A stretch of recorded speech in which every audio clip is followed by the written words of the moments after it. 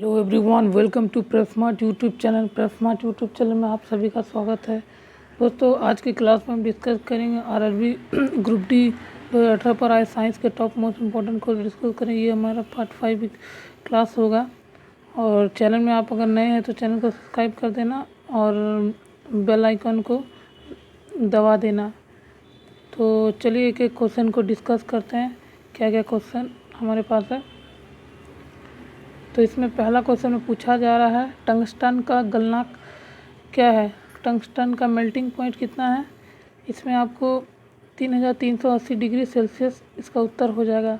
Tungsten एक hardest substance है और इसका सिंबल होता है W और एटॉमिक नंबर होता है 74।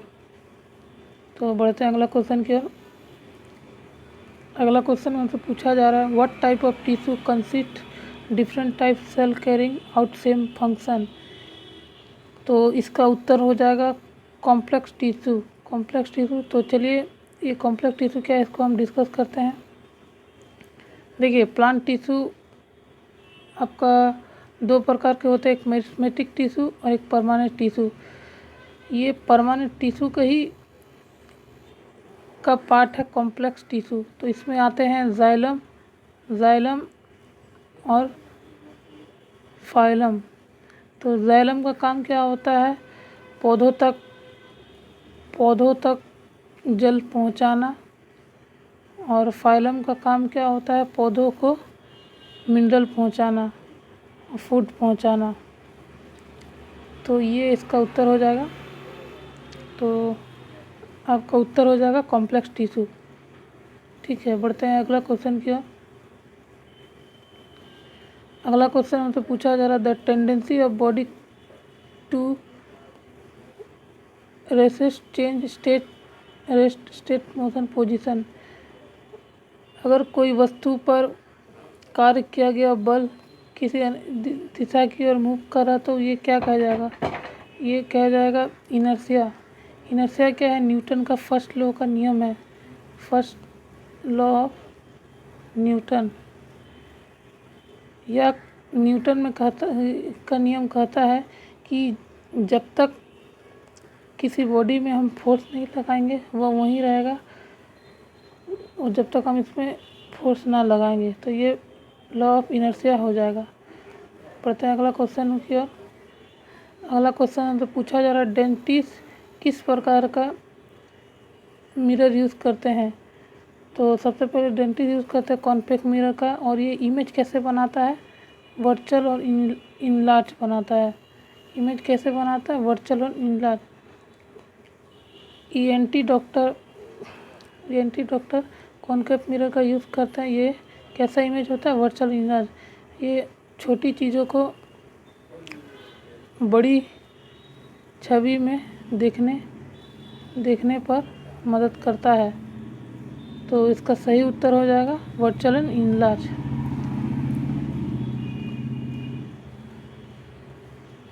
बढ़ते हैं अगला क्वेश्चन की ओर। अगला क्वेश्चन में पूछा जा रहा है हमसे, जिन पदार्थों की गंध अम्लीय एवं क्षारीय माध्यम से बदल जाती है उन्हें क्या कहा जाता है? इन्हें कहा जाता है ओल्फैक्टरी। ओल्फैक्टरी क्या है? ये एक इंडिकेटर है जो एसिड बेस को सूंघने में मदद करता है। और ये इसका एग्जाम्पल आप देख सकते हैं, लौंग, क्लोव, ऑनियन इत्यादि। तो इसका उत्तर आपका हो जाएगा, ये एक इंडिकेटर है, स्मेल सूंघने का इंडिकेटर है। तो बढ़ते हैं अगला क्वेश्चन क्या, निम्नलिखित में से कौन सा प्रकाश संश्लेषण के लिए आवश्यक नहीं है? इसमें नॉट पूछा जा रहा है। तो इसका उत्तर हो जाएगा ऑक्सीजन। जैसे chlorophyll, Surya Prakash, carbon dioxide, ये सब चीज़ होते हैं। देखिए, मैं चित्र भी लेके आया हूँ, आपको अच्छा से समझ में आएगा। जैसे ये पौधा है, इसको जल चाहिए, कार्बन डाइऑक्साइड चाहिए, सनलाइट चाहिए, बट ये हमें ऑक्सीजन देता है। इसको ऑक्सीजन की दरकार नहीं। हमें सांस लेने के लिए पेड़ पौधा से ऑक्सीजन का प्राप्त होता है। तो इसका उत्तर हो जाएगा ऑक्सीजन। बढ़ते हैं अगला क्वेश्चन की ओर। अगला क्वेश्चन हमसे पूछा जा रहा है, which of following below not पूछा जा रहा है दोस्तों इसमें। तो 5 किंगडम का RH ट्यूटोरियल में शामिल नहीं है।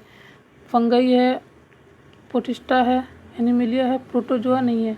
जैसे आप देखते हैं 5 किंगडम को क्लासीफाई RH व्हिटकर ने किया था 1969 में। मोनेरा आ जाता है, प्रोटिस्टा आ जाता है, एनिमिलिया आ जाता है, फंगी आ जाता है और प्लांटी आ जाता है। तो इसका सही उत्तर हो जाएगा प्रोटोजोआ। बढ़ते हैं अगला सवाल की ओर। अगला सवाल हमसे पूछा जा रहा है the commercial unit of electrical energy. Electric unit का कमर्शियल यूनिट क्या है? Kilowatt hour.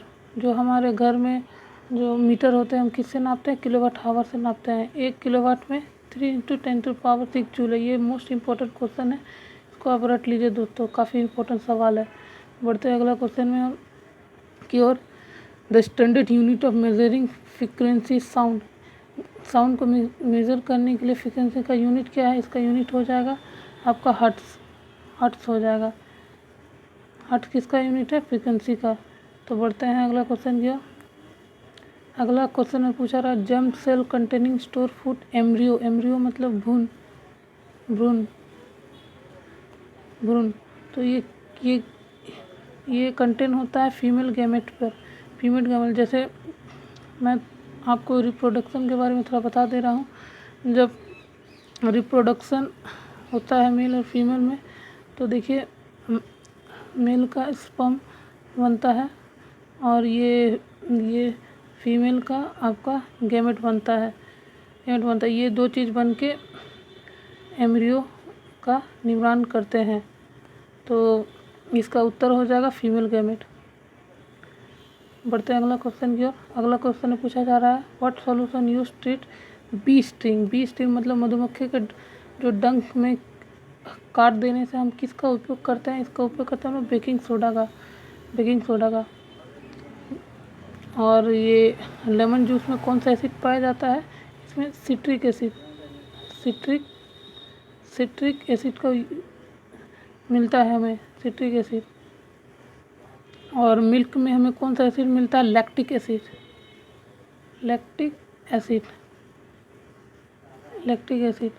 और विनेगर में हमें एसिटिक एसिड मिलता है। ये आप याद करना काफ़ी महत्वपूर्ण है। ये स्लाइड मोस्ट इम्पोर्टेंट स्लाइड है, इसको आप एकदम रट लेना। बढ़ते हैं अगला क्वेश्चन की ओर।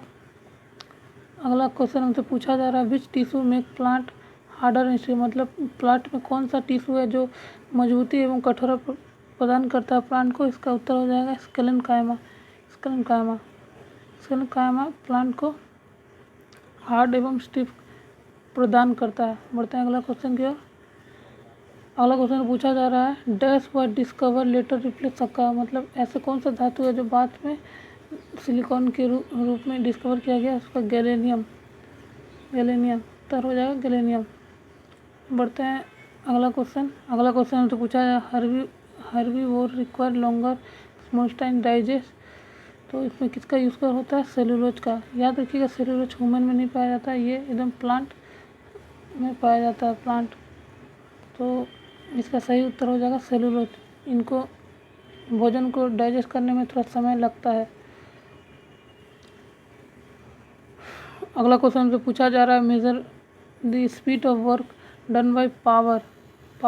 स्पीड ऑफ वर्क को किसमें मेजर करते हैं? हम पावर में यूज कर रहे हैं। फोर्स का मात्रक न्यूटन है। और प्रेशर का यूनिट क्या है? पास्कल।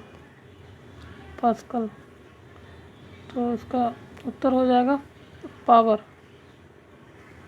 बढ़ते हैं अगला क्वेश्चन की ओर। अगला क्वेश्चन में हमसे पूछा जा रहा है labour pain cause by contract in the wall of. Labour pain किसके कॉन्ट्रैक्ट में होता है? ये यूट्रस का। यूट्रस मतलब फीमेल जो रिप्रोडक्टिव सिस्टम है ना, गर्भाशय, जिसमें कि बच्चे का जन्म होता है। जो भी महिला का जो 9 मंथ कंप्लीट हो जाता है तो क्या होता है, इनका गर्भाशय कॉन्ट्रैक्ट होता है, जो बच्चा बाहर निकल सकता है। तो ये कहाँ होता है? यूट्रस में होता है। तो इसका उत्तर यूट्रस हो जाएगा। और आप जब ये जो आपका लेबर पेन होता है तो इस समय इस समय एक हार्मोन भी रिलीज़ करता है जिसका नाम है ऑक्सीटोसिन। ऑक्सीटोसिन ऑक्सीटोसिन जिसमें मदर को मिल्क रिलीज़ करता है, मिल्क बच्चे को पिलाने के लिए। तो ये काफ़ी इम्पोर्टेंट है, आप इसको एकदम रट लीजिए, मोस्ट इम्पोर्टेंट है। ये देख सकते हैं फीमेल रिप्रोडक्टिव सिस्टम का। तो बढ़ते हैं अगला क्वेश्चन। हाँ, सवाल तो इतना ही था दोस्तों। अगर आपको ये क्लास अच्छा लगा, क्वेश्चन मेरा पसंद आया, तो आप प्लीज़ आपसे रिक्वेस्ट है चैनल को सब्सक्राइब कर ले और बेल आइकन दबा दें। कुछ भी सुझाव हो आप कमेंट कर देना और साथ में लाइक करना, शेयर करना और इस क्लास को अपने दोस्तों तक शेयर कर दें। थैंक यू सो मच देखने के लिए। जय हिंद, वंदे मातरम।